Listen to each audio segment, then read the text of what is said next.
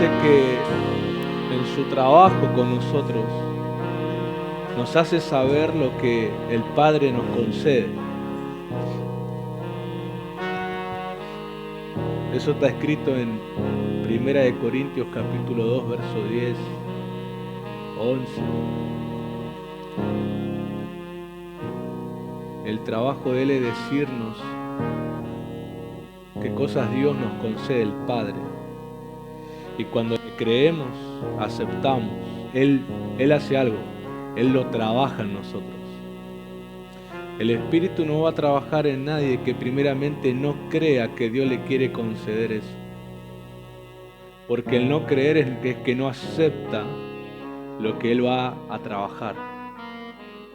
Pero cuando alguien cree, la voz del Espíritu que le dice el Padre quiere darte esto, o el Padre necesita darte esto, y vos le crees, Él empieza a trabajarlo en tu vida, empieza a formarlo, a desarrollarlo, hasta que llega a la plenitud que es necesaria que tengas. Yo conozco ese trabajo del Espíritu, yo sé muy bien que Él es fiel cuando alguien le cree. Sé muy bien que Él no te va a dejar, porque Él dice, Él cumple lo escrito que dice, no te dejaré hasta que no haya hecho contigo lo que dije. No puedo yo pensar que Él me abandona. No puedo pensar que Él se va de mí, porque si yo le creo lo que Él me dice en una enseñanza, o lo que Él me dice en una adoración, o lo que habla a mi corazón personalmente, Él me está diciendo cosas que el Padre a mí me está concediendo, que me quiere dar, que quiere que conozca, que experimente. Cuando le creo, Él lo trabaja. Él es tan fiel, Él no se toma días de vacaciones cuando trabaja en alguien, porque Él tiene diligencia en que esa persona sea formado como el Padre espera que sea. La única manera que eso no pase es cuando uno es incrédulo. El incrédulo es aquel que no pone su confianza en Él.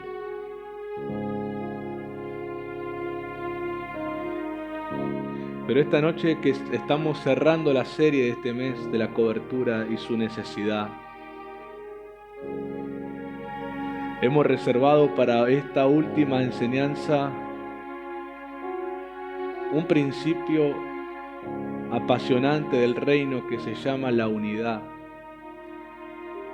Algo que hace que el Espíritu trabaje, se manifieste. Y esta tarde, cuando oraba al Señor por este día, Él se anticipó a la administración.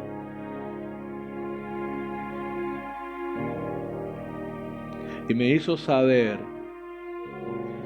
que en la unidad espiritual que se genera en el corazón que cree, que se dispone a eso,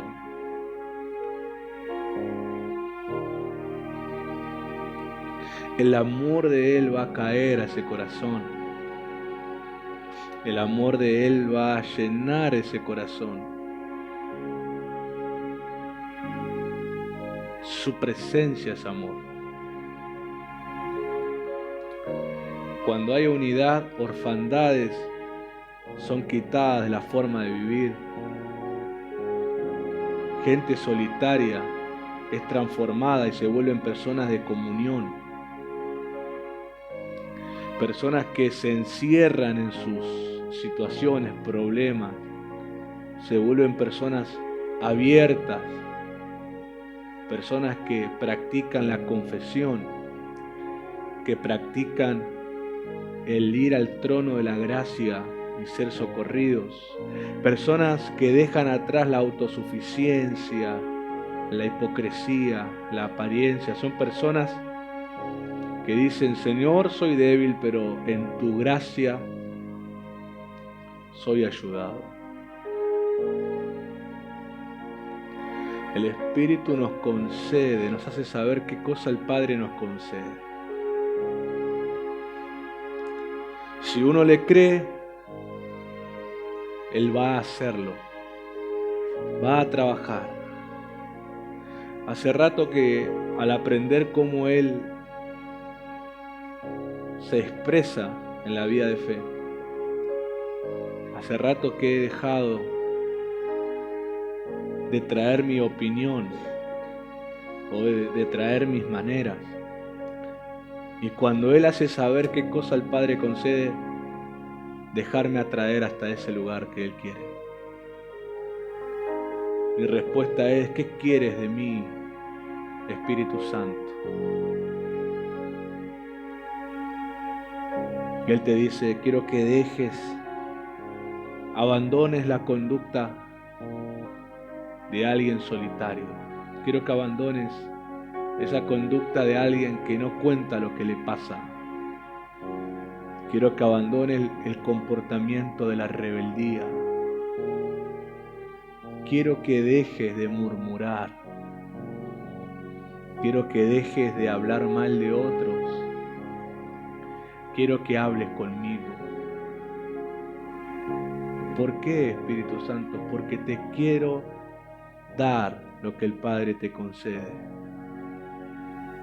Pero necesito que abandones cosas para entrar a este lugar donde vas a aprender cosas nuevas.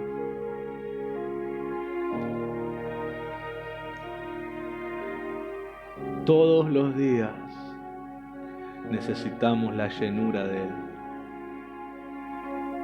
Una llenura se vuelve a encender el corazón.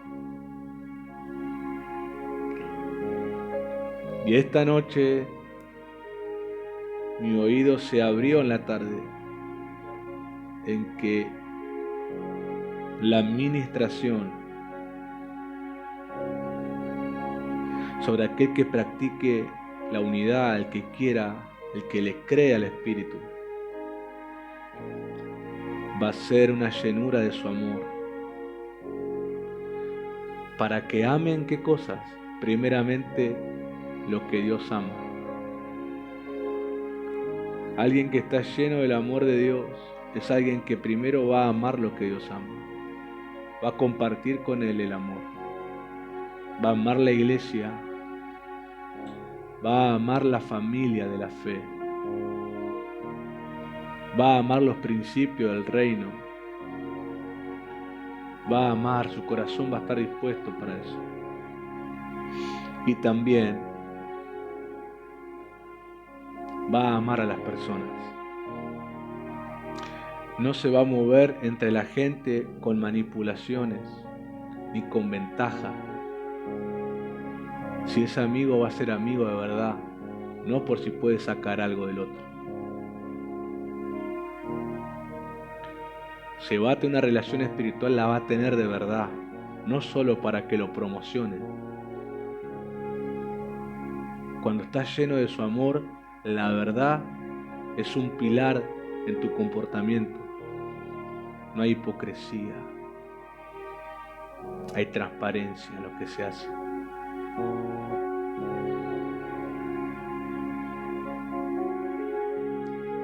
El Padre nos ha concedido esta noche una administración extraordinaria de su amor. Y el amor, joven, se comparte. El amor se transfiere por una relación.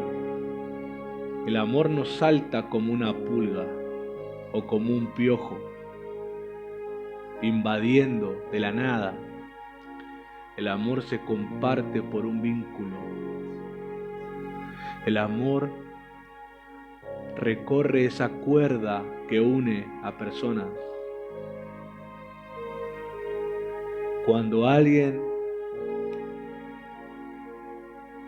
corta esa relación, lo que está haciendo es salirse, separarse del amor de Dios. Y va a amar, pero como ama el mundo, de manera egoísta y de manera sucia. Pero cuando te arrepentís, el Espíritu te vuelve a ubicar en esa línea. Y el amor de Dios ahora se vuelve la esencia de tu espíritu. Y compartís ese amor. Y eso se llama, o da origen a lo que se llama comunión. ¿Qué es comunión? Tener las mismas cosas en común. Compartir los valores. Compartir la pasión. Compartir la visión. Compartir lo que sea que haya que hacer. Pero eso es posible cuando estoy en la línea del amor. Muchos ponen demanda en ser amados, pero ellos no aman. Ponen demanda que le muestren amor, pero ellos no lo muestran. El que usa ese lenguaje es alguien que está separado de esa línea. Porque ese amor mundano es egoísta. Levanta las varas sobre otros, pero ellos no se humillan bajo la vara de nadie. Pero el amor de Dios te hace humilde. El amor de Dios te hace compartir. El amor de Dios realmente es diferente a cualquier amor. ¿Por qué? Por lo que provoca en nosotros, en cómo vivimos. Hoy le decía al Señor, cuando termino mi altar, le digo, Señor, gracias. Porque si no fuera una vida de altar, yo no podría vivir como vivo. No sería como soy, no me comportaría como me comporto si no fuera por una vida de altar. Si no fuera por pasar estos momentos. Si no fuera por tener esta comunión restaurada por el perdón de los pecados. Si no fuera por esa relación, yo no podría ser como soy. Gracias. El que está lleno del amor de Dios valora la comunión. Valora el tiempo que le dan. Valora el tiempo con la que invierten en su vida. Valora un montón de cosas que no me voy a poner a hablar punto por punto. Tiene un valor, un respeto, una gratitud.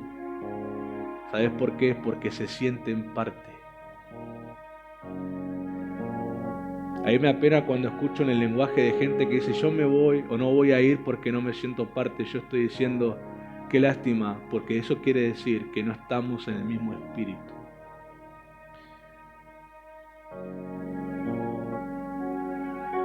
Porque si estuviéramos en la misma línea del mismo amor, jamás te sentirías fuera ni rechazado.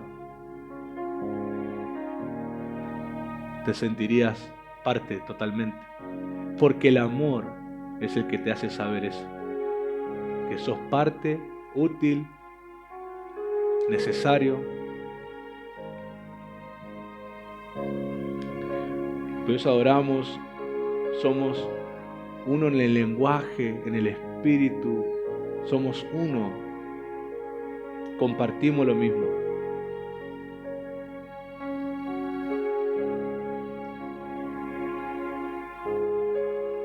Por eso el Espíritu Santo tiene que ministrar esta noche el amor. Para que vos sientas el ser parte de lo que es de Dios. No se trata simplemente de un ministerio. Un ministerio es una célula, una pequeña porción del corazón de Dios.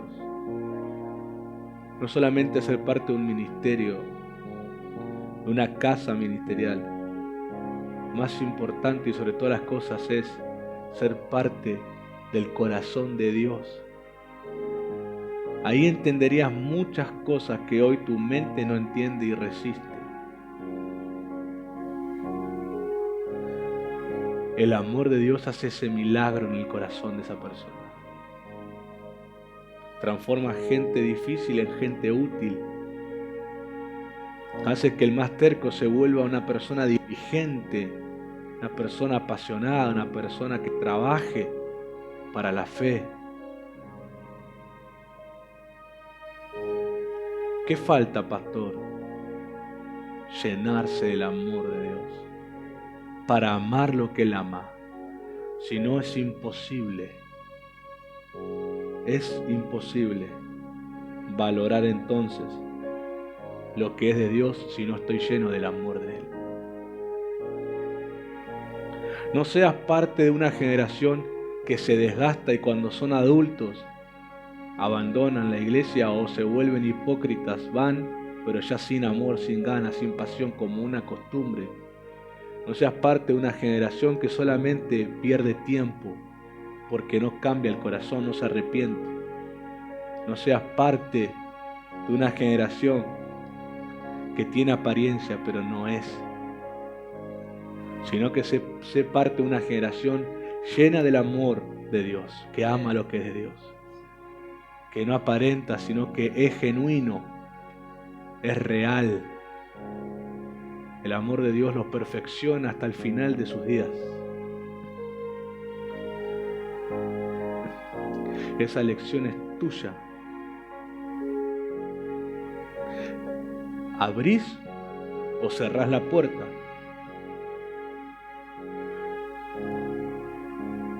Pero ¿qué oportunidad hay? Hay.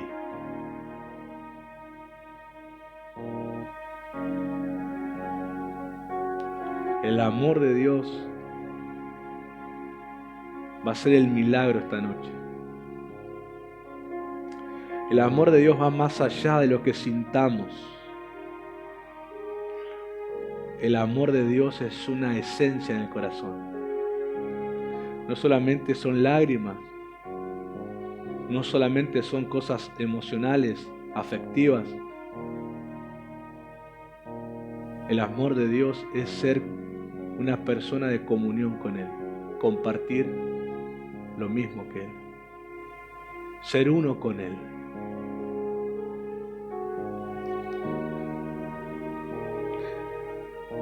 Sentate.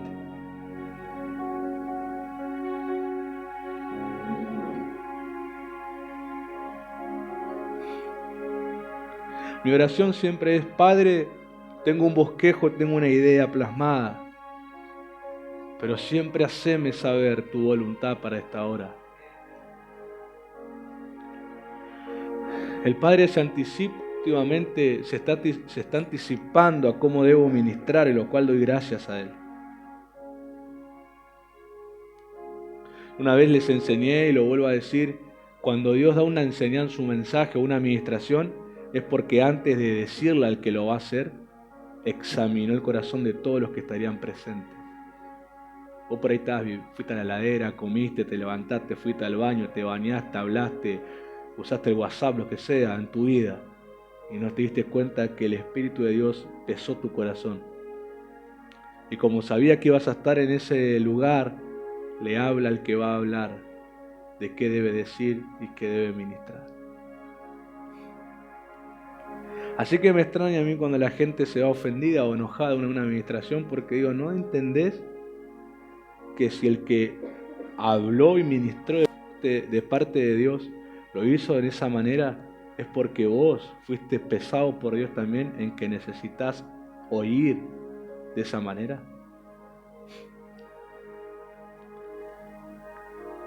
No alimentemos ser ignorante del Espíritu. Mucha gente ignorante del Espíritu Santo. Entonces rápidamente levantan juicios.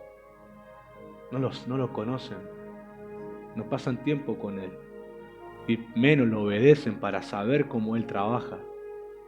Pero levantan juicios. ¿Qué pasó, pastora? No pasó nada. Pero sí les digo de otras veces que pasó. Y pierdo tiempo con el carnal.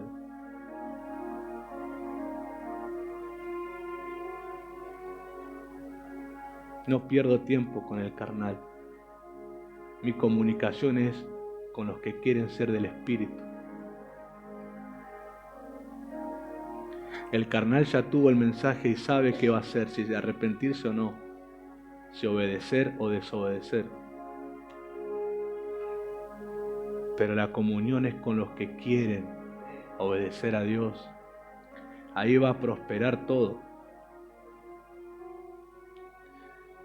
El Espíritu no es una emoción, El Espíritu es una persona que se debe conocer. Y si vos le preguntás, Él te responde. Y si querés aprender, Él te enseña. Él se vuelve todo lo que sea necesario para tu vida relacionada con Jesús. Él no es carente de nada, es una frase que siempre voy a decir porque la aprendí de Él. Él no es carente de nada, Él no le hace falta nada. Y Él lo da todo a quien le cree. ¿Tengo necesidades? Sí. Y las tendré en el futuro también. Porque no tengo la manera de agarrar todo y andar viviendo. Pero sé que no me hará falta tampoco nada, mientras sea obediente a Él. Esta actitud de obediencia hoy es la cobertura de mi futuro. Por eso el salmista escribe una frase diciendo: haz memoria de mis ofrendas. La obediencia es el aroma agradable de una ofrenda para Dios. La obediencia completa, no la que disfrazada, la que obedeció tal cual Dios le pidió. Eso es lo que Dios hace memoria y de la que Dios cubre tus días futuros. Si vos estás vivo, para vos también, y si no estás vivo, para tu descendencia también. Hay descendencia que se beneficia de un descendiente que fue obediente a Dios. Imagínate que Hebreos 11 dice que Abel murió y su ofrenda aún hablaba, dice. Imagínate el tiempo que había pasado desde el escritor de Hebreos, el tiempo que había pasado desde Abel, y todavía la ofrenda hablaba. Y aclara, aún después de muerto.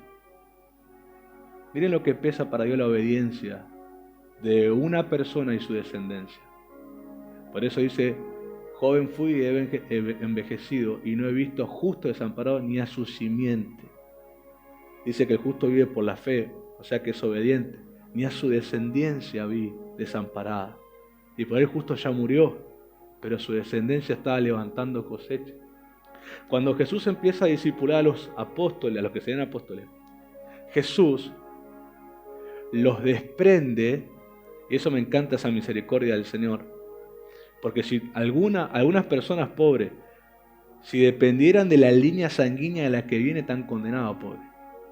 Si yo dependiera de la línea sanguínea de mi abuelo, tatarabuelo, algunos se arrepintieron, otros no. Pero si yo dependiera de la línea sanguínea de mi apellido, y cualquiera de nosotros estamos condenados. Porque tenemos más rebelde en la línea que obediente a Dios. Gracias a Dios que tengo padres obedientes. Pero Jesús y el Señor a un discípulo lo desprende de su línea sanguínea y los introduce en la línea espiritual de los obedientes. O sea, pasan a ser familia de Abraham, de Isaac, Jacob, todos los obedientes. Por eso les dice algo importante a los discípulos: ustedes van a cosechar lo que no sembraron. ¿Qué significa eso? Ellos iban a beneficiarse en esa línea espiritual de obediencia de generaciones pasadas que fueron obedientes. Dios trajo semilla de obediencia del tiempo de Abraham a los apóstoles. O sea, miren el tiempo que pasó y Dios trajo una cosecha. Y aún nosotros, yo creo que al ser obedientes somos en la línea de la familia de Pablo, de Pedro, de Juan. Y aún su obediencia puede ser también nuestra cosecha. Usted dice: usted está re loco. La cosecha de ellos, ¿sabe lo principal que es? Lo que escribieron.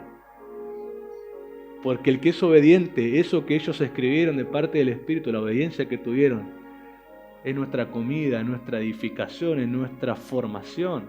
Mirá si no me beneficio de la obediencia de ellos.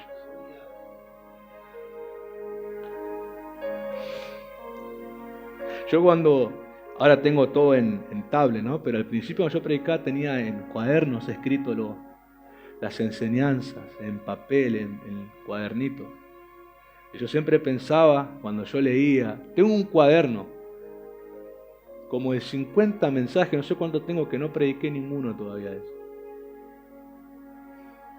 Todos mensajes de meditaciones con Dios, altar con Dios, intimidad con Dios. Cosas que Dios me atraía, yo las escribía, las estudiaba, las dejaba anotadas y no las prediqué. Y eso a mí me ponía a pensar muchas veces diciendo, cuando yo me muera y tenga algún hijo y mi hijo se ponga a chusmear mis cosas, y encuentre mi cuaderno diciendo la fecha, el tema, textos bíblicos con la traducción que estudié, las palabras principales que destaqué, el pensamiento que Dios me compartió, que lo escribí, a algunos les puse palabra profética o lo que sea. Y mi hijo chusme eso y el atrevido predica encima de eso capaz. Pero él se va a beneficiar ¿de qué? De mi obediencia. Vean cuán importante es ser obediente. Por eso el amor de Dios jamás te hace egoísta, jamás te hace pensar en vos, vos te ganas todo. Te hace pensar en los que vendrán después de vos. Por eso es bueno aprender ese yugo en la juventud, dice el libro de Lamentaciones. Cuando no tenés más que vos solo, no tenés esposa, no tenés hijos, no tenés familia, pero si ya siendo soltero, que sos vos mismo, sabés valorar eso de esa manera, más cuando tengas la esposa y tengas hijos. Muchos me dicen, cuando vos tengas hijos te va a cambiar la cabeza. Entonces entiendo, si tengo esta cabeza siendo solo, cuánto más cuando vea a mi primer descendiente, valorar la obediencia. El amor de Dios jamás te hace ser egoísta. El amor de Dios te hace mirar a los demás. Jesús crucificado, dice el libro de Hebreos capítulo 12, que Él menospreció el sufrimiento de la cruz. O sea, hay que menospreciar el dolor que Él estaba viviendo. Como diciendo, esto no importa tanto. Porque dice que Él miró el gozo de ese sufrimiento. ¿Cuál gozo? La cosecha de los salvados por ese sufrimiento. Miren, hay que estar en el momento más doloroso en la carne y menospreciar ese sufrimiento de obediencia, diciendo cuántas generaciones mías se van a beneficiar de eso. Ese es el amor de Dios. Por eso el amor de Dios no es sentimentalismo, aunque sí podés llorar, reír, hay parte emocional, pero no se basa en eso. El amor de Dios es estar en esa línea de amar lo que Dios ama. Por eso, si no estoy en esa línea, no puedo experimentar lo que el apóstol dijo, que estoy crucificado con Cristo y ya no vivo yo, Cristo vive en mí. No puedo vivir de esa manera cuando el amor de Dios no está en mi corazón. No voy a ver jamás el negarme como algo de ganancia. No lo voy a ver así. Voy a sentir que me están quitando derechos. No voy a verlo como algo que me hace ganar el negarme. Lo voy a ver como una pérdida. Pero Pablo lo veía como ganancia. Es que justamente el que se crucifica era eso lo que le pasaba, no tenía más derecho a nada. Lo que automáticamente perdía un condenado a la cruz eran los derechos. O sea, no había abogado que se pueda levantar por él porque no lo aceptaban. A partir de ese momento, un declarado a la cruz era alguien que hasta dejaba de ser humanos para todos. Empezaba a ser lo más despreciado, lo que había que erradicar. Se podía levantar el abogado más importante, no lo iban a escuchar. La ley no iba a amparar porque le quitaron el derecho a ser defendido. Y Pablo, bajo ese entendimiento, bajo esa comprensión judicial, él utiliza esa explicación de estoy crucificado. Yo perdí humanamente mis derechos, los abandoné para vivir con Cristo. Si soy defendido, seré defendido por Cristo. Si soy amparado, seré amparado por Cristo. Pongo mi vida bajo el tribunal del cielo. Y si el cielo decide que es mi hora, me voy. Y si decide que me tengo que quedar, me defenderá. Pero esa vida no se puede tener si el amor no está ahí. Si el amor de Dios no está ahí, Vos no podés entender los momentos necesarios de procesos. No podés entenderlo. Lo ves como un abandono, como algo innecesario, como una maldad. Algunos lo han visto hasta como maldad. Dicen, ¿por qué pasó esto? Yo lo que veo en ese lenguaje, porque el lenguaje revela el corazón. En ese lenguaje veo que no hay llenura del amor de Dios. Hay un amor mundano que es simplemente egoísta. El amor mundano es egoísta, no importa cuántos amigos tengas mundanos que te digan que te aman. No importa cuántos parientes mundanos tengas que te digan que te aman. Su amor está basado en el egoísmo. Siempre van a salvarse ellos, aunque te digan amigos y aunque sean parientes que te digan que te aman, ellos siempre se van a salvar. Porque el amor mundano es egoísta, no es generoso, no es humilde y no piensa en los demás, porque es un amor creado en el pecado. Pero el amor de Dios, que te presenta amigos también, que te presenta familia también, que te presenta gente de confianza también, ese te va a amar siempre.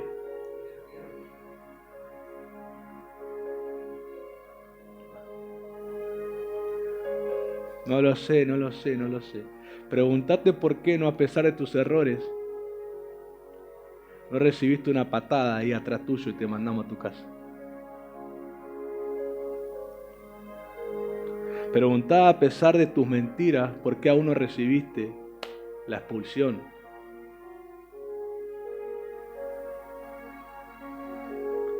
Porque en el amor de Dios uno se comporta de otra manera. Aunque algunos te llevan al punto donde hay que hacer eso y bíblicamente te respaldan. Pero si amaríamos mundanamente, en las pequeñas diferencias que tenemos, chao, anda a tu casa. Te llama tu mamá y dice una frase. ¿Alguno de ustedes recibió ese trato de nosotros? El amor de Dios te enseña otra cosa. Decí conmigo, el amor de Dios se aprende. Hay que aprender el amor de Dios. No es que ya me llena y salgo. Sí, la llenura es hermosa, la presencia, la experiencia. Pero después tenés que aprender a compartir ese amor. Y es cuando de repente se te enciende la ira y viene el amor y te apaga esa ira. Y te hace pensar de manera fría, tranquilizarte, bajar la espuma. Y ahí pensás. Y ahí agradeces que Dios te llenó de amor, porque si una locura hubiera hecho, yo una zamarrea de pelo le hubiera dado. Una de abecedario de la A a la Z. Pero el amor de Dios te contiene. El amor de Dios no va a ser una sensación física sobre vos todo el tiempo, como que te va a andar haciendo cosquillas o va a andar riéndote en la calle. Pero el amor de Dios sí va a aparecer a ayudarte. El amor de Dios sí va a ser una cobertura que te va a sostener para que mantengas la cristiandad que tenemos que tener.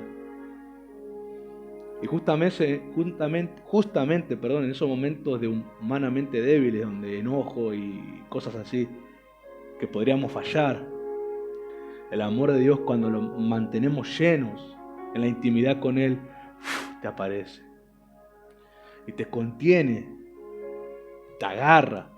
Me acuerdo mucho una experiencia con un pastor que yo quería mucho, que obviamente ya murió, el pastor Julio. Estábamos en una ¿cómo se dice? No me acuerdo el nombre, una cumbre apostólica y demás, profética. Y a él le tocó compartir. El pastor Julio, ¿cuándo se acuerdan del pastor Julio? Él predicó una vez acá sobre la iniquidad y siempre nos acordamos, porque a él le encantaba la iniquidad y el pecado, era mandado para eso. A él le quedaba bien esos mensajes. No le importaba nada, te apelo en la lengua. Pero lo decía con gracia. Y él estaba predicando en esa cumbre y Y él estaba hablando del adulterio en un momento. Entonces, imagínate, son todos pastores, líderes. Los que estaban ahí eran todos que estaban haciendo algo en el cuerpo de Cristo. Y él habla del adulterio y habla cuando Jesús dice que ya con el pensamiento adulteramos. Entonces él agarra y pregunta a todos los que estábamos ahí. ¿Cuántos adulteraron alguna vez así? Claro, silencio, todo, ¿no? Todo el mundo. Imagínense, yo no podía decir nada, pues soltero no adultero, así que... Pero había mucho matrimonio y demás, casado. Un silencio. Él pregunta otra vez, ¿cuántos adulteraron alguna vez? Y todo silencio. Entonces se baja y dice, yo me voy a la miércoles, y se baja así, se tira del púlpito, del altar, y se levanta el apóstol, el anfitrión, y lo abraza así como que lo aguanta, pará, no te vayas. Y fue un momento tan cómico que vivimos, que nos reímos, que yo me imagino el amor de Dios como algo así, como ese apóstol hizo con el pastor Julio, que lo agarró así, lo dijo, pará, calmate, seguí. Porque él no dijo bromeando, yo me voy a la miércoles. Él lo dijo en serio, él se iba a bajar, no iba a predicar más. Pero el apóstol, el anfitrión, lo abrazó así, lo agarró ahí, lo capturó y lo hizo subir otra vez. Él se reía después. Pero yo el amor de Dios me lo imagino algo así, cuando uno se quiere ir a la miércoles. Sinceramente se quiere ir, como si ya martó o a algún lado. Y el amor de Dios te agarra así diciendo, vení otra vez, seguí. El amor de Dios te contiene cuando uno quiere soltar todo. El amor de Dios es esa fuerza, es ese viento. ¿Se acuerdan? Creo que en la primera enseñanza dijimos ese viento que llena la vela de tu velero y te empuja para seguir adelante. No importa lo que pase abajo, si en el cielo hay viento, tenemos esperanza de movernos. Y el amor de Dios es lo principal factor en común que tenemos que tener toda persona que dice estar en cobertura. El amor debe ser el punto de encuentro, la convergencia que nos debe unir a todos. ¿Qué es convergencia? Es un punto en común de gente que se une de diferentes lugares, es un punto acordado, un punto de encuentro, los que andan comprando en internet, punto de encuentro, nos encontramos en la plaza, esos puntos de encuentro, la convergencia, gente de diferentes lados se unen en un mismo lugar. Usted cuando viene a la casa de Dios, venimos de diferentes lugares, hacemos una convergencia acá, es un punto acordado.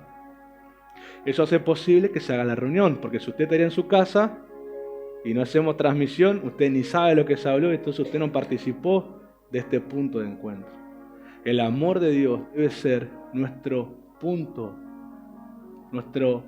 en común. Si no, no es posible tener relación ministerial. No hay manera que prospere una enseñanza, no hay manera. Para algunos te volvés un monólogo, una persona que hace stand-up, una persona que habla simplemente. Cuando no hay amor que nos una, es alguien que habla, que está ahí hablando y yo estoy mirándolo. Pero cuando hay amor, compartimos el amor, tenemos un contacto entre ambos. Y se imparte lo que hay acá, se imparte para allá y así andamos. Así la gente prospera. Y así el Evangelio de Cristo prospera, como ayer decíamos, el Evangelio prospera con relaciones sanas. Si hay relaciones rotas, hay relaciones ofendidas, el Evangelio no prospera, es retenido. Y eso a Dios no le agrada. Dios no prospera a nadie que no haga prosperar su Evangelio. Amén. Salmo 133, verso 1 al 3. Bueno, los únicos versículos que tiene. El Salmo 133 es uno de los salmos llamados salmos graduales. Comienza en el Salmo 120 hasta el Salmo 135, creo, ¿no? O 34. Se llama salmos graduales porque eran los salmos que los peregrinos que subían al templo leían y meditaban y cantaban, preparando su corazón para subir a dar un culto a Dios. O sea, el que subía al templo no venía pateando piedra, distrayéndose con las palomas que volaban por ahí, algún animal, no venía y después se enteraba que estaba el templo y de repente gloria a Dios, sino que ya iba preparando su corazón mientras subía. Y estos salmos estaban preparados para que la gente se vaya preparando. Y este es uno de esos salmos, ya uno de los últimos salmos graduales, escrito por el rey David. Dice: qué maravilloso y delicioso es ver hermanos y hermanas viviendo ¿de qué manera?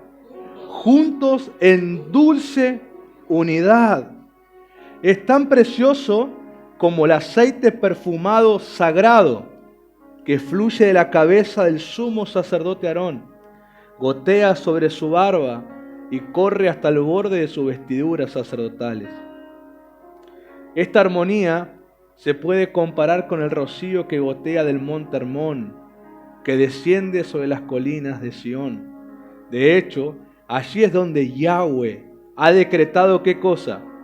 Que se encontrarán sus bendiciones, la promesa de vida para siempre. Me encanta porque este salmo destaca la unidad. Y los salmos graduales es como una buena explicación de lo que hablábamos ayer, los niveles y las dimensiones. Va subiendo de nivel para llegar a la dimensión de su presencia. Y la unidad viene a ser un nivel, un principio que el que quiere entrar a la presencia o estar en su presencia debe practicar. Si no practico la unidad, ¿a qué presencia entro? Si para estar en la presencia debo compartir un punto con Dios. Debo compartir, tener algo en común con Él. Si no, no hay presencia de Dios. Si no, nunca entré a la presencia de Dios.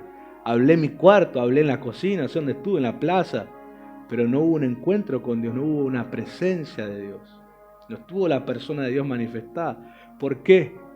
Porque no compartiste con Dios algo en común. No es tan complicado vivir una vida ungida, ¿no? La verdad yo no la voy a complicar, porque no es complicada en sí. Es practicar los principios de Dios. Para algo fueron escritos. No para estar ahí y que alguien se aburra que lo lea, no. Para practicarlo. Eso me hace un punto con Dios y la presencia va a estar. La presencia de Dios no se esconde, la presencia de Dios se quiere manifestar, desea revelarse. Mientras leía esos versículos, vino una frase a mi corazón que escribí, que es: la unidad es la hermosa tela de la cobertura que conserva la vida útil en aquellos que debajo de ella se abrigan. Cuando vivís la unidad es esa tela del manto que te cubre. La unidad es esos hilos que se han entretejidos para abrigarte, para que tengas donde refugiarte, donde abrigarte, donde ponerte. Y cuando estás debajo de ella, no morís. ¿Qué te pasa? No morís. No hay muerte cuando estás bajo la unidad del Espíritu. Esa tela te protege. La unidad. Cuando en una congregación hay unidad, lo que hay debajo de esa tela es vida. Es vida. Por eso es rápido diferenciar una congregación, los que están en unidad y los que están en desunión, simplemente por cómo están, unos muertos, otros vivos, unos apagados, otros encendidos. ¿Por qué? Compartimos un punto en común y la vida del Espíritu está ahí. Hermano, esto no es show, esto no es que vestirse de blanco para que pasen estas cosas. Esto pasa si obedecemos el principio, pasa, suceden. Yo hace rato me quité la mentalidad de menospreciarme, pensando que para vivir esas cosas, no sé, hay que tener un auditorio gigantesco. Si se vive el principio, la grandeza del reino va a estar en auditorio grande, chico o mediano. Va a estar, porque es un principio practicado y Él respalda a esos principios. Quien está bajo la unidad, bajo el manto de la unidad, el Espíritu, esa vida del Espíritu está sobre él como una lluvia fresca. A mí una vez me pasó en los varones, un año 2019 creo que fue, Me acuerdo que estábamos adorando antes de la enseñanza. Yo me paré por ahí, levanté mis manos, estábamos cantando. Y mientras adorábamos, yo literalmente sentí en mi garganta como algo frío que me bajó hasta el vientre, como si hubiera tomado un agua fría y no había tomado absolutamente nada. Y yo sentí como que algo frío me bajó de la garganta hasta el vientre. Y entendí que fue una llenura del Espíritu Santo. Éramos, creo que 10 varones, no éramos una multitud. Pero cuando hay un principio practicado, Él va a llover su vida. Él va a caer sobre vos con su presencia. Aún en tu propio cuarto, estando vos solo, practicás un principio. También la vida del Espíritu viene sobre tu vida. Y no hay una multitud con vos. Por ahí hay una multitud de ángeles y no lo sabés. Pero vos, físicamente, sos el único humano en ese lugar. Y la grandeza de su reino viene como lluvia. Y ahí uno entiende y dice, Dios es tacaño. ¿Y para qué voy a ser tacaño entonces yo? ¿Qué es tacaño? Agarro un alfajor, me piden un pedazo, corto medio chanfleado, y el más grande me lo quedo para yo y el otro le doy un pedacito. ¿Y qué digo? Pero te convidé. Eso es el tacaño. Convida, pero no es generoso. Da una partecita, pero no fue una persona igualitaria, no fue una persona generosa, se estafó al otro. ¿Viste? Se chanfleó. Algunos dicen, corté sin querer, chueco, pero no le dan la más grande al otro, se la quedan ellos, que le dan lo que queda. Eso es un tacaño. El tacaño se hace el que hace cosas, se hace el que obedece, pero no da la parte que debe, no la da. Y si Dios no es tacaño, ¿por qué nosotros somos tacaños?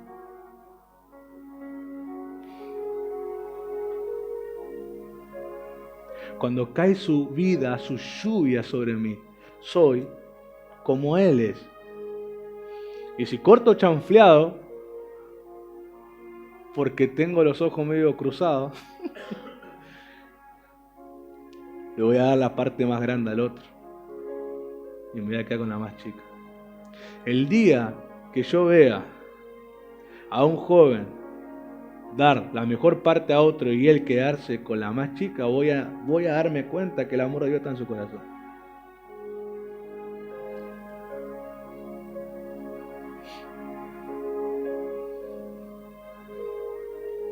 Isabela, mi sobrina, es una muchacha que descubrió, investigando mi habitación, que en mi cajón a veces hay alfajores o cosas así.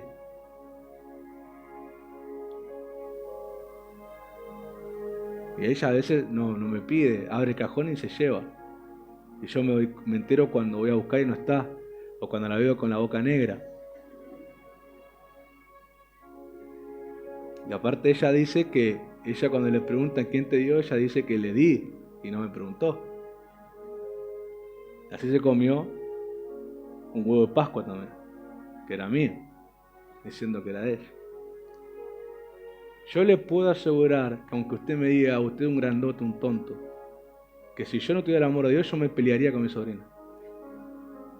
Yo me pelearía y me enojaría y demandaría que me compren uno. Y me enojaría de verdad. Pero de verdad me iría a mi cuarto enojado. Porque de verdad yo era así con todo lo que a mí me gusta. Pero aún en esos detalles tontos, infantiles para algunos, el amor de Dios está en mi corazón. Es más, hoy estaba media inquieta porque estaba media enferma ahí, un moco. Entonces yo le dije en mi cajón, hay un par de cositas ahí. Y le dije a mi hermana, si querés dale, ahí en mi cajón hay. Yo no haría eso por más enferma que esté, si no estoy del amor de Dios, de verdad lo digo. Pediría darle Novalgina, pero no le digo chocolate que tengo ahí. Pero aún esos detalles, por más tonto que parezcan, el amor de Dios, a mí, es un mensaje para mí, está. Si no, no haría esas cosas. El amor de Dios es generoso y te hace ser generoso con la gente. A mí me gusta que el que me ayuda en algo o invierte tiempo en algo para ayudarme, a mí me gusta demostrarle generosidad. Y hasta hay gente que yo le he dado plata por un servicio y me ha dicho, no, yo digo, sí, tomá, porque la verdad invertiste tiempo o un don o un talento, una necesidad mía. Y aunque no me ponen precio, me gusta darle dinero. O le doy un pan. Hay que ser honesto con lo generoso que uno va a hacer, ¿no? Algunos te dan cosas que no necesitas. Gracias por el pan, pero hubiera sido mejor el billete, más que el pan. ¿O no? Hay que ser generosos. El amor de Dios te enseña a hacerlo. A valorar el talento, el servicio, el don que el otro te sirve. Ahora no es que a todos le han dado ofrenda. Tomá, viniste, toma ofrenda, no le anda pagando. Pero sí me gusta ser generoso. El amor de Dios te enseña a hacerlo. Yo te pregunto, ¿cuándo fue la última vez que fuiste generoso, que compartiste la parte más grande y la más chiquita te la quedaste? Y con alegría, ¿no? Yo lagrimeando en el cuarto, sufriendo. Si en esos detalles podemos ser generosos, lo seremos también en lo espiritual. A mí me encanta ser generoso con las enseñanzas. Yo no me reservo nada de lo que aprendo. No me guardo cosas para que no lo sepan porque yo quiero ser el único que las sabe. A mí me encanta compartirlo, a mí me encanta que lo sepan, a mí me encanta que lo aprendan y el que lo practica mucho mejor. La generosidad de Dios es una enseñanza de su amor. Él fue tan generoso que dio a su único hijo, lo hizo padecer para ganarse millones de hijos. Él sabía que hacía falta dar al único para ganar más. La generosidad es así. Muchas veces vamos a pagar algo que nos amamos mucho, pero vamos a ganar más abundantemente de esa medida.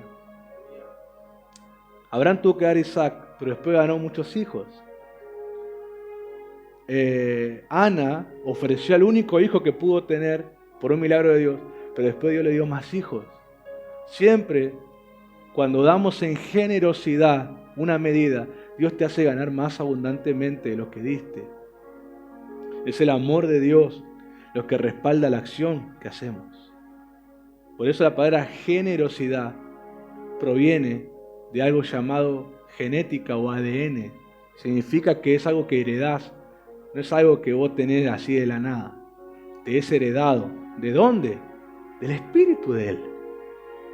Él te hace ser generoso. ¿Por qué es importante la unidad o por qué la unidad es el resultado de alguien que te da cobertura? Primeramente porque se cumple el principio importante de una relación, que es que tanto el que te da cobertura como el que se sujeta a ella comparten la misma pasión, lo cual hace que se avive o se encienda la relación que tienen, y para eso hace falta la unidad, para que se avive el amor que tenemos. Si no hay unidad, el amor se apaga, ya se vuelve una rutina, algo sumamente aburrido, algo sumamente desgastante, asqueroso, algo que no, la verdad no vale la pena. Es algo que te hace ganar bostezo más que ganar risa o sonrisa o felicidad. Un punto importante de la unidad es que te habilita a utilizar un lenguaje de formación con esa persona.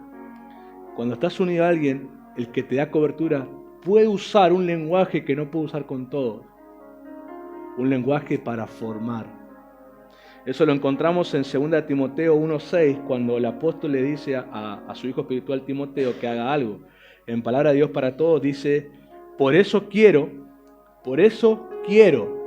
No le dice, de gana. Pablo pone una demanda inmediata. Quiero que hagas esto. Que reavives el fuego del don de Dios, el fuego del don que Dios te dio cuando te impuse las manos. Por eso quiero, dice Pablo. Pablo utiliza un lenguaje sobre un aprendiz de él, sobre un hijo espiritual de él, por el vínculo que tenían. Él puede usar el lenguaje llamado de demanda. Cuando vos tenés una unidad espiritual con alguien, vos podés hablarle de esa manera porque sabés que va a ser receptivo a esa persona. Sabés que va a atender a tu voz. Sabés que va a ser diligente. Sabés que va a participar de eso. Sabés que va a acomodar su tiempo, su agenda, lo que sea para estar si le pedís algo. Pero con el que no compartís un vínculo, no usás ese lenguaje. Primero porque te lo ganás de enemigo. Segundo porque te pueden malinterpretar. Y tercero porque no hay un derecho espiritual para hablar así. Y cuando uno se mueve bajo los principios de Dios, tiene que entender que para hacer cosas debe haber un derecho, un beneficio, debe haber un principio, si no, no se puede hacer. Y si lo haces, vas a ganarte enemigos porque es la consecuencia de no moverte con principios y con la gente adecuada. Por eso cuando te mueves bajo el principio de la cobertura, de la sujeción, vos solamente podés hablar de esa manera con aquel que te demuestra fruto que está sujeto a vos. Si no, no podés hablarle así. Pero algunos pueden decir, a mí el pastor nunca me dice nada. ¿Será porque me verá muy obediente? No, será porque no te veo nada, no te veo ninguna relación conmigo. Pero aquel que yo le hablo, paso tiempo, le pongo demanda, es porque veo que hay una relación. Es porque veo que hay fruto. Es porque veo que modifican cosas de su vida para obedecer. Y porque comprueban la enseñanza. Por eso que un ministro no comparta con vos tanto tiempo, no pase tanto tiempo hablando, es porque no ve que haya un vínculo. No ve que haya una relación. El apóstol compartió un vínculo con Timoteo, por eso le habló de esa manera. Puso una demanda sobre él. Por eso, para Dios se vuelve tan agradable la unidad del Espíritu, porque las personas que están involucradas en eso tienen las cosas en común, tienen esa comunión entre ellos, que hacen que no se resistan, no se opongan, se perdonen todo para conservar el amor que los une. Las personas que están unidas no se resisten así entre sí, no se oponen entre sí, se perdonan todo para conservar el amor que los une. Están practicando el amor unos con otros para conservar ese vínculo. Cuando uno de los dos elige mantenerse ofendido es cuando rompen el vínculo. Y es cuando ya no podés usar el lenguaje de formación porque encontrás una respuesta rabiosa del otro lado. Un gruñido. Ya encontrás una cara del lobizón, ya encontrás a alguien que está transformado con la luna nueva. No encontrás a alguien con cara de cordero como encontrabas antes. Encontrás a alguien con cara de león rugiente, alguien que está molesto con vos. También se le da una oportunidad, también se habla, le pregunta qué te pasa, por qué estás ofendido, qué te pasa. Se da la oportunidad de restaurar, pero hay gente que se le mete no sé qué cosa a la cabeza y no se restaura más la relación y el vínculo se corta y bueno. Pero el lenguaje de formación es para aquel que practica la unidad. Y no vamos a ser jamás perfectos, no vamos a hacerlo sin agarrado de la mano saltando en los montes. No vamos a ir a cosechar frutilla, ni papa, ni nada. Vamos a ser totalmente humanos, con algún defecto y también con virtudes, pero la unidad del Espíritu hace que nos perdonemos cualquier diferencia y conservemos el amor, el que nos une. Y eso va a hacer que la capacidad de formar continúe hasta que la persona alcance su propósito. También, para terminar, en la unidad el salmista compara la unidad con la unción del sacerdote y con el rocío del Monte Hermón. La unción del sacerdote dice que venía de la cabeza, bajaba sobre la barba y bueno, se extendía hasta el borde de sus vestiduras. Esa unidad representa que lo que hay en aquel que te cubre es capaz de alcanzar hasta el más pequeño que cubre. Es una ligadura que va desde él hasta la persona que se sujete a él. ¿Qué es que comparta la unción?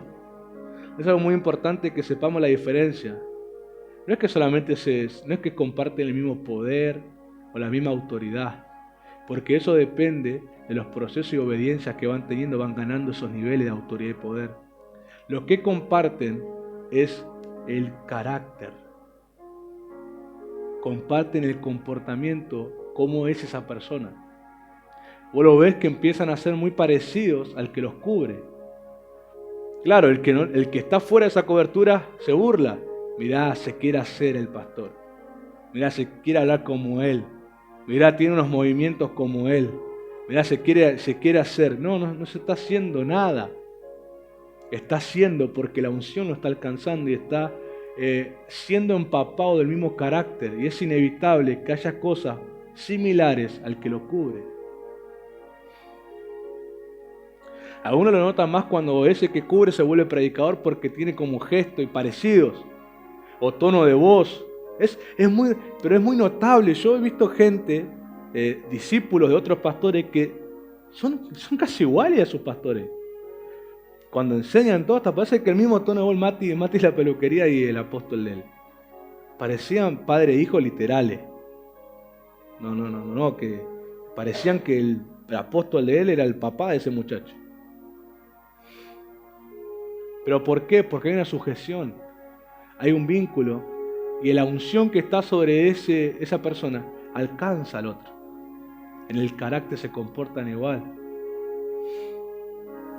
Se comportan igual, mantienen los mismos principios. Se vuelven éticos, se vuelven sabios, se vuelven honestos, se vuelven gente servicial. Lo mismo que el que lo cubre ellos también son iguales. Por eso es muy fácil para el que cubre saber quién realmente es obediente y quién no, quién está sujeto y quién no, quién está bajo su cobertura y quién no está. Es fácil, porque hay una impartición que se da por la relación, se transfiere esa unción. Es fácil discernir esas cosas. Pero también lo comparó al rocío del monte Hermón. El monte Hermón era uno de los montes que estaba en la península de las montañas que rodeaban a Jerusalén. Cuando vos estudias los montes, era una península de montañas, unas al lado de la otra, que rodeaban Jerusalén. Hermón era uno de esos. Ese monte Hermón, como dice el Salmo, dice que descendía hasta Sion, ¿no? Hasta el monte Sion.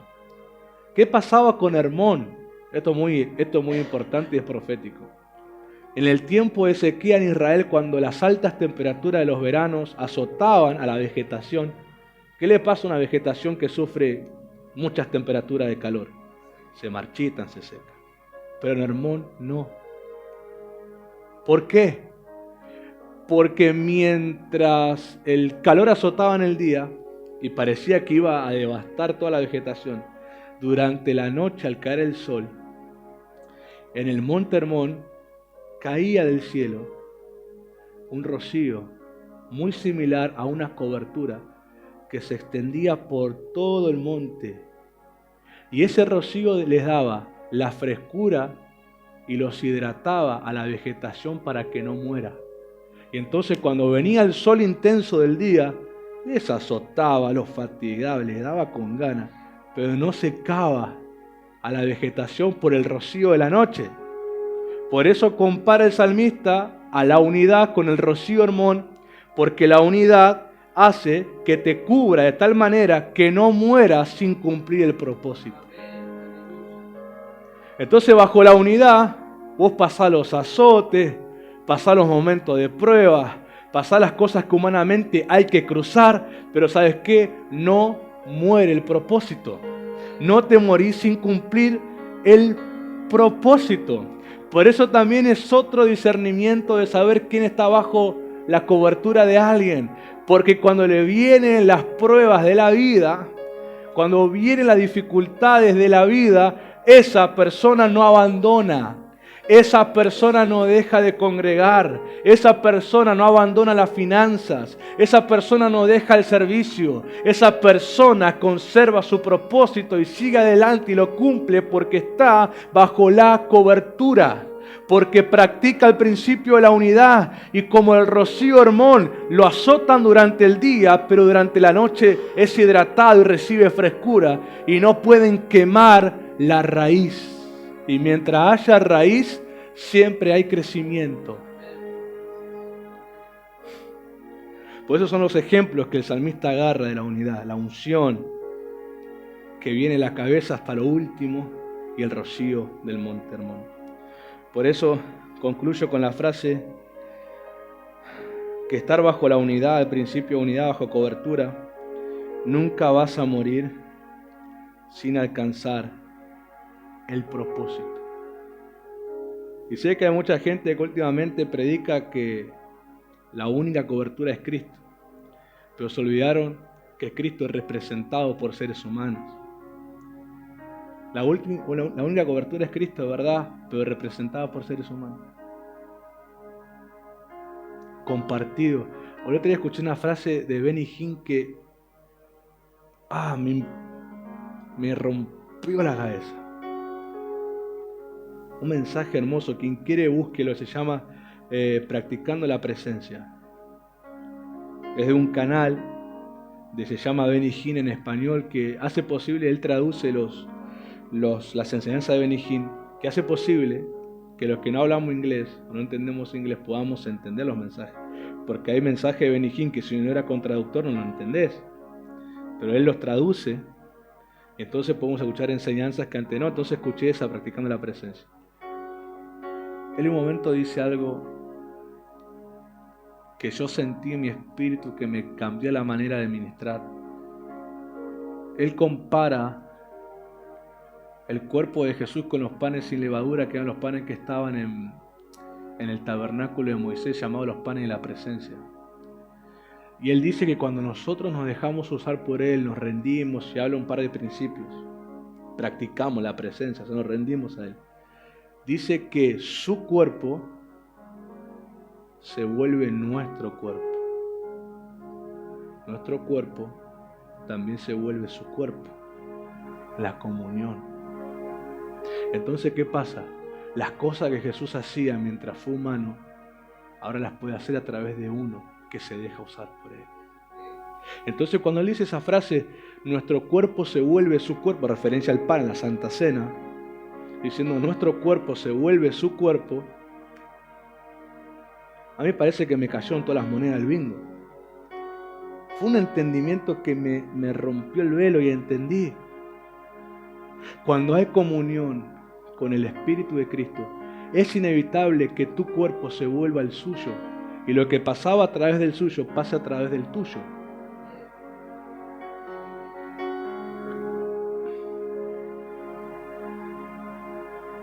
En la comunión, la unción de la cabeza viene a vos.